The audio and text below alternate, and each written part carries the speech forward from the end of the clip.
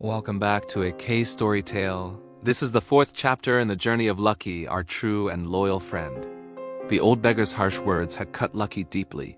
The gentle Labrador, with his soft, hopeful eyes now clouded with sadness, felt a pang of rejection he hadn't known before.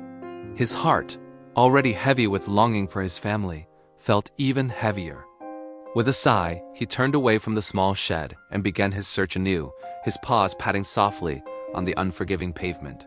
The city was a maze of unfamiliar sights and sounds, but Lucky pushed on, driven by the faint, flickering hope of finding his way back to Vicky. The hours stretched on, and the sun began its slow descent, painting the sky in hues of orange and purple. The day's warmth faded, replaced by a cool evening breeze. Lucky's legs ached, and an emptiness gnawed at his belly. He had wandered for what felt like an eternity, his initial determination slowly giving way to exhaustion. He found himself near a grimy alley, where piles of discarded things lay strewn about. His keen eyes, always searching, spotted something small and plastic, a discarded water bottle. For a moment, the world of worries and sadness melted away. He trotted over, nudged it with his nose, and then gently picked it up in his mouth. The simple act of play, a distant echo of happy days with Vicky, brought a flicker of joy. He tossed the bottle, chased it, and nudged it with his paws, lost in a simple game that offered a brief escape from his lonely reality. It was a small comfort, but it was enough to lift his spirits, even if just for a little while. After some time, feeling the familiar weight of tiredness return, Lucky decided to head back. He carried the plastic bottle with him, a small treasure from his day's journey. He made his way back to the little shed, the only place that offered a sliver of shelter. Inside, he settled down, the plastic bottle still close by.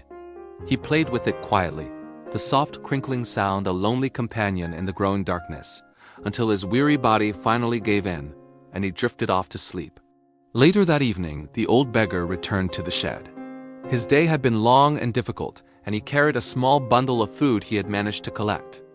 As he approached, he saw the light golden Labrador curled up, looking even more tired and frail than before. For the first time, as the beggar looked at the sleeping dog, something inside him shifted. He saw not just a stray animal, but a fellow creature, lonely and hungry, just like him. A wave of compassion, an emotion he hadn't felt in a very long time, washed over him. He quietly unwrapped his meager meal. Instead of shooing Lucky away, he gently nudged the dog awake. Lucky's brown eyes fluttered open, initially wary, but then he saw the food. The beggar broke off a piece of bread and placed it on the ground for him. Lucky hesitated for a second, then gratefully ate the offering. They shared the meal in a comfortable silence, a silent truce forming between them. The air was no longer filled with tension, but with a quiet understanding. After they finished eating, they both lay down under the shelter of the shed. This time, they weren't just two separate beings sharing a space. They were two souls finding warmth in each other's presence. From that night on, a slow, gentle friendship began to blossom. It was an unspoken arrangement. Each day, Lucky would explore the streets and often return with a small, found object, a piece of cloth, a lost toy, or his trusty plastic bottle.